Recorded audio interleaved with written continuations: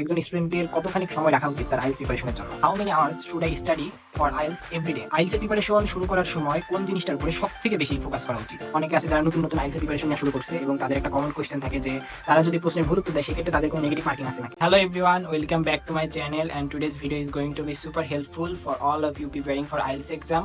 Today I have one of my good friends Siam, and he is preparing for his IELTS, and today he is gonna share some awesome tips, real struggles and his own advice he is being through. Hey guys, let me introduce myself. My name is Siam Hassan. Yeah, I have been studying IELTS for a while now. Now I have learned a lot along the way, some the easy way, some the hard way. And today I want to discuss with you. Let's move on to our real part.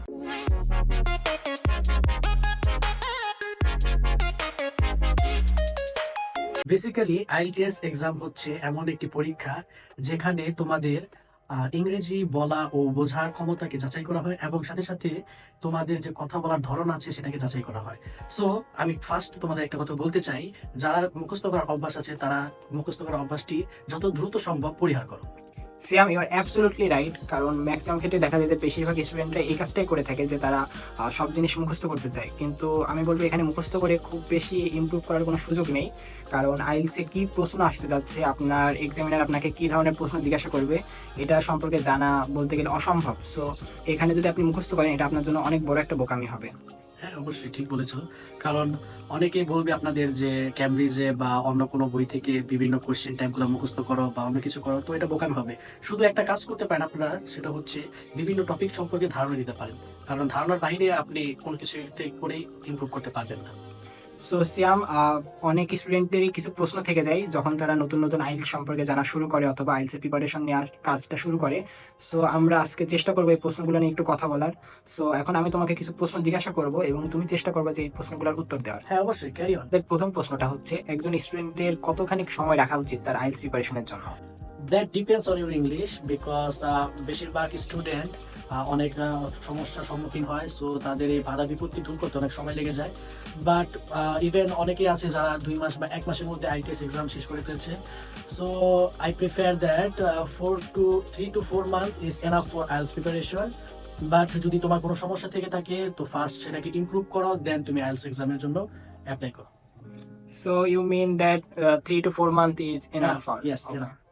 But যাদের ইংরেজি level ভালো তারা এর থেকে তাড়াতাড়িও করতে পারে। হ্যাঁ, অবশ্যই অনেকেই আছে, আমার দেখার মতো অনেকেই আছে। যেমন আমার এক বড় ভাইও আছে, তিনি 2 মাসের মধ্যে আইএলটিএস প্রিপারেশন নিয়ে চলে গেছে। ইভেন তোমরা হয়তো একটা ইউটিউবারকে চিনবে, তার নাম হচ্ছে কি জানি, ইমন নাকি মইন ইমন ছিল। সে 17 দিন ডেনমার্ক চলে গিয়েছে প্রিপারেশন নিয়ে। সো এটা সম্পূর্ণ ডিপেন্ড করে তুমি তোমার যোগ্যতা কতটুকু ইংলিশে, আর তুমি নিয়মিত কতটুকু টাইম ইনভেস্ট করছো এটার পিছনে। সো সিয়াম, আমাদের দ্বিতীয় প্রশ্ন হচ্ছে, আইএলটিএস এর প্রিপারেশন শুরু করার সময় কোন জিনিসটার উপরে সব থেকে বেশি ফোকাস করা উচিত? বিষয় তো আছে অনেকগুলাই, কিন্তু বেসিক্যালি তোমার যেটা করতে হবে, শুরুতে আইএলটিএস প্রিপারেশনের আগে তোমার ইংলিশের যোগ্যতা কতটুকু সেটা তোমার যাচাই করতে হবে। এর জন্য তুমি একটি কাজ করতে পারো, যেমন তোমার কোথায় দুর্বলতা হচ্ছে সেগুলো মার্ক করে সেগুলো কিভাবে ইমপ্রুভ করতে হবে এবং প্রত্যেক দিনের একটা রুটিন তৈরি করতে হবে, কিভাবে প্র্যাকটিস করতে হবে, কতক্ষণ প্র্যাকটিস করতে হবে, তারপর হচ্ছে কোন বই বা কোন সেন্টারে ভর্তি হলে বা অনলাইন কোর্স আছে, অনলাইন কোর্সে ভর্তি হলে কিভাবে আইএলটিএস গুলো কমপ্লিট করা যাবে। সো এগুলো আগে তোমার সব ঠিকঠাক করতে হবে, দেন তুমি প্রিপারেশনের জন্য ফুল প্রস্তুত হয়ে ক্লাস শুরু করতে পারো। এই যে আমাদের যে কোন জায়গায় সমস্যা আছে এগুলো ফাইন্ড আউট করার জন্য আমরা প্রথমে একটা মক টেস্ট দিতে পারি। হ্যাঁ, মক টেস্ট একটা বেটার ওয়ে, কারণ মক টেস্ট দেওয়ার ফলে যে শিক্ষক আছে বা যে সেটা যাচাই করবে সে তোমাকে রিভিউ দিয়ে দেবে যে তোমার কোনগুলাতে সমস্যা হচ্ছে এবং কোন সাইডে তোমার উইকনেস গুলো আছে এবং সেগুলো মার্ক করে দিলে তুমি অটোমেটিক্যালি সেগুলাকে ইমপ্রুভ করতে পারো। যদি আমরা নিজেরা বাসায় প্রস্তুতি নিতে যাই তাহলে আমরা এই জিনিসটা কিভাবে ফাইন্ড আউট করতে পারবো? এটা করার অনেকগুলো পদ্ধতি আছে, যেমন এখন হচ্ছে আধুনিক যুগ, বিভিন্ন এআই ফাংশন আছে, যেমন চ্যাট জিপিটি বা অনেক ফাংশন গুলো আছে যেগুলাতে তুমি তোমার ধরো 1 মিনিট বা 2 মিনিট কথা বলে রেকর্ডিং করে সেটা যদি তুমি চ্যাট জিপিটি বা এআই কে দাও, তখন সেটা রিভিউ করে দেবে যে তোমার কোথায় সমস্যা হচ্ছে, কোথায় প্রবলেম হচ্ছে। ইভেন লিসেনিং, রিডিং তুমি যদি বলো এআই কে, সে তোমাকে ফুল কোয়েশ্চেন অ্যান্সার সহ দিয়ে দেবে। সো ইজি, বাসায় প্র্যাকটিস করা প্রচুর ইজি। সো আমরা টেকনোলজির হেল্প নিয়ে খুব সহজেই আইএলটিএস প্রিপারেশনটা বাসায় বসে নিতে পারবো। হ্যাঁ, অবশ্যই এবং আমাদের যে জিনিসগুলোতে সমস্যা আছে সেগুলো ইমপ্রুভ করতে পারবে। So Siam, our third question is, how many hours should I study for IELTS every day? এটা ডিপেন্ড করে সম্পূর্ণ তোমার জীবন ধারাবাহিকতার উপর, কারণ যারা আইএলটিএস এক্সাম দেয় তারা বেশিরভাগ হচ্ছে স্টুডেন্ট, সো তাদের ইউনিভার্সিটি তারপর হচ্ছে কলেজ অ্যাটেন্ড করতে হয় এবং পাশাপাশি বাড়ির দেখশন কাজকর্ম করতে হয়। সো যখনই সময় পাবে তখন একটু একটু করে পড়বে। যেমন ধরো তোমার কাছে কাজ করার পরে আধা ঘন্টা সময় আছে, তো আধা ঘন্টাকে তুমি কাজে লাগাও। তুমি আধা ঘন্টা একটা লিসেনিং প্র্যাকটিস করতে পারো, 30 মিনিট একটা লিসেনিং এনাফ। আর হচ্ছে তুমি যদি নিয়মিত কোনো একটা রুটিন চাও, তাহলে আমি বলবো যে ফজরের নামাজের পরে নামাজটা আদায় করে যদি 2 ঘন্টা তুমি লিসেনিং এবং রিডিংটা প্র্যাকটিস করো, সেটা তোমার জন্য অনেক এফেক্টিভ হবে। এবং যদি স্পিকিং এর কথা বলি, তাহলে স্পিকিং এর জন্য রাত 12টার পরে হচ্ছে সব থেকে ভালো একটি সময়, কারণ সেই সময়ে বেশিরভাগ মানুষ ঘুমন্ত অবস্থায় থাকে। সো তুমি কোনো দ্বিধাবোধ ছাড়াই স্পিকিং প্র্যাকটিস করতে পারবে। সো সিয়াম, এখন আমরা আমাদের ফোর্থ কোয়েশ্চেনে মুভ করতে পারি। সো আমরা জানি যে বর্তমানে আইএলটিএস এক্সাম দুইভাবে দেওয়া যায়, একটা হচ্ছে পেপার বেসড এবং একটা হচ্ছে computer based. So is it okay to take computer based exam instead of the paper based exam? এটা সম্পূর্ণ তোমার উপর নির্ভর করে, কিন্তু কম্পিউটার বেসড এক্সামটা হচ্ছে বেস্ট, কারণ বলাই হয়েছে কম্পিউটার হচ্ছে টেকনোলজি সবসময় কিছু না কিছু চমক দেখায়। সো যদি তুমি কম্পিউটার বেসড এক্সাম দিতে চাও, তাহলে ফার্স্ট তোমার হচ্ছে টাইপিং স্কিলটা ভালো থাকতে হবে। এবং যদি পেপার বেসডের কথা বলো, পেপার বেসডে তোমার টাইপিং স্কিলের কোনো প্রয়োজন হয় না, কিন্তু তোমার হ্যান্ড রাইটিং তারপরে তোমার কাটাছেঁড়া এগুলো তো অনেক কিছু সমস্যা হতে পারে, বেসিক্যালি হয় না সমস্যা, তারপরে দেখতে অন্যমতো লাগে। তারপর যদি তুমি ডিসঅ্যাডভান্টেজের কথা বলো কম্পিউটার বেসড পরীক্ষায়, তাহলে পেপার বেসডে তোমরা লক্ষ্য করবে, হয়তো তোমরা অনেকে জানো অনেকে জানো না, যে লিসেনিং এ 10 মিনিট এক্সট্রা সময় দেওয়া হয় অ্যান্সার গুলাকে অ্যান্সার শিটে নেওয়ার জন্য। তবে কম্পিউটার বেসডে এই সুবিধাটা তুমি পাচ্ছ না। তোমাকে 30 মিনিট বা 25 মিনিট যতক্ষণই পরীক্ষা হোক, সাথে সাথে তোমাকে উত্তর দিতে হবে। আর এটা হচ্ছে সবচেয়ে বড় ডিসঅ্যাডভান্টেজ কম্পিউটার বেসড পরীক্ষায়। আর পেপার বেসডে তুমি সময় পাচ্ছ 10 মিনিট এক্সট্রা। তবে পেপার বেসডে পরীক্ষায় তুমি তোমার রেজাল্ট হয়তো 14 বা 15 দিনের মধ্যে দেবে। আর কম্পিউটার বেসড হচ্ছে দ্রুত দিয়ে দেয়, যেমন 7 দিনের মধ্যে দিয়ে দেয়।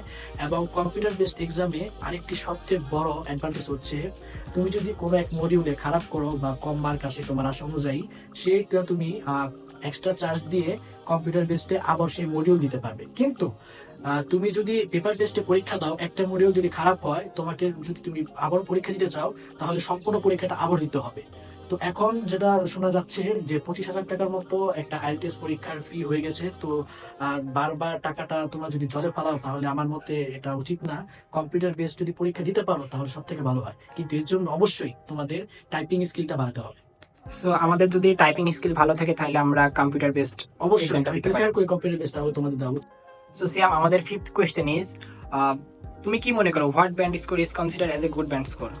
I think 7.5 is good enough, but তুমি যদি 6.5 পাও, তাহলেই তুমি কিন্তু সবগুলো ইউনিভার্সিটিতে প্রায় ম্যাক্সিমাম ইউনিভার্সিটি তুমি অ্যাপ্লাই করতে পারছো। এবং যদি তুমি 6 পয়েন্ট বা 5.5 বা 5 এরকম পাও, তাহলে হয়তো তোমার একটু কষ্ট হবে, কারণ অনেক লিমিটেশন থাকে, অনেক রিকোয়ারমেন্ট তোমার সাথে ম্যাচ করবে না।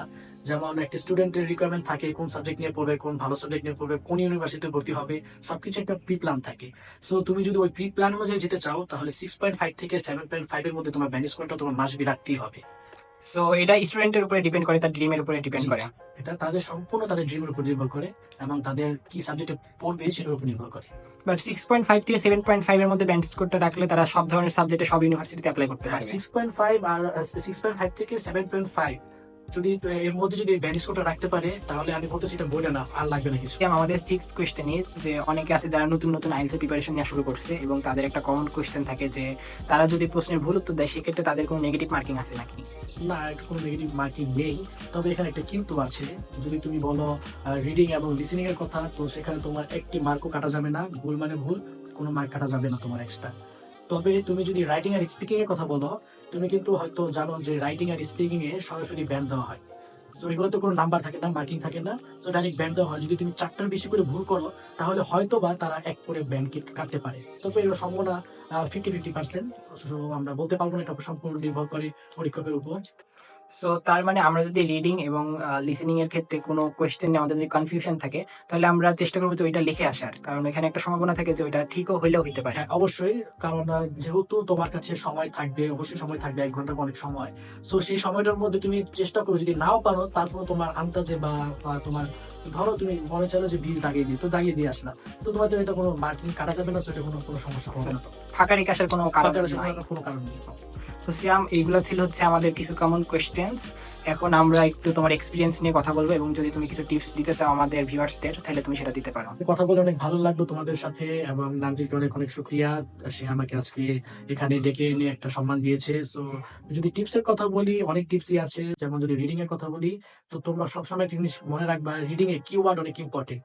কিওয়ার্ড মাস্ট বি তোমাদের দাগাতেই হবে, এবং মেন কিওয়ার্ড দাগাতে হবে, এবং কিওয়ার্ড ম্যাচ করতেই হবে। এমন না যে একটু তোমার মিল পাচ্ছে তুমি দিয়ে দিলে হবে না, তোমার কিওয়ার্ড পারফেক্টলি ম্যাচ করতে হবে। সেকেন্ড যদি আমি টিপস দিতে চাই তাহলে হচ্ছে টাইম ম্যানেজমেন্ট।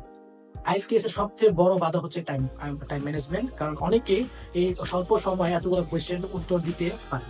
সো আমি বলবো তোমরা বাসায় বেশি বেশি করে প্র্যাকটিস করো, টাইম ম্যানেজমেন্টের উপর ফোকাস করো, এবং অলসো তোমরা বিভিন্ন এআই দিয়ে প্র্যাকটিস করো বা কম্পিউটার দিয়ে প্র্যাকটিস করো, বা তোমার হচ্ছে ইউটিউব, আরো অনেক প্ল্যাটফর্ম আছে যেগুলো তোমরা প্র্যাকটিস করতে পারবে। এবং লিসেনিং এর জন্য আমি যেটা বলবো, ফার্স্ট অফ অল তোমার মাথা থেকে যত ধরনের নেগেটিভ পজিটিভ চিন্তা ভাবনা আছে সব সরাতে হবে। ঠান্ডা মাথায় সুন্দর করে বুঝে তারপর উত্তর দিতে হবে। এবং একটা যদি তোমার ছুটে যায়, তুমি বুঝতে পারো নাই কিন্তু অ্যান্সার দিতে পারো নাই, ওইটা নিয়ে ভাবতে থাকবে না, তাহলে দেখবা তোমার সবগুলা অ্যান্সার তুমি দিতে পারছো না, সবগুলোই তুলে যাবে রেকর্ডিং, কারণ রেকর্ডিং কিন্তু একবারে বেশি চালু হবে না। সো আজকের জন্য এতটুকুই, আবার দেখা হবে ইনশাল্লাহ, আবার নেক্সট কোনো ভিডিওতে আসবো ইনশাল্লাহ। তো সিয়াম, তোমাকে অনেক অনেক ধন্যবাদ আজকে আমাদের এই ভিউয়ার্সদের সাথে তোমার ইম্পর্টেন্ট সময় শেয়ার করার জন্য, এবং তাদেরকে বলার জন্য যে তারা কি ধরনের প্রবলেম ফেস করতে পারে, এবং সেই প্রবলেমগুলোর সলিউশন তুমি বলে দিয়েছো, যেটা আমি মনে করি যে অনেক ভিউয়ার্সই যারা নতুন নতুন আইএলটিএস এর প্রিপারেশন নেওয়া শুরু করছে তারা রিলেট করতে পারবে। So thank you Siam. My pleasure my friend, এবার ইনশাল্লাহ আবার দেখা হবে। সো আজকের জন্য এতটুকুই। সো আমরা এখন তাহলে ভিডিওটা শেষ করতে যাচ্ছি। সবাই ভালো থাকবেন, আসসালামু আলাইকুম। আল্লাহ হাফেজ গাইজ।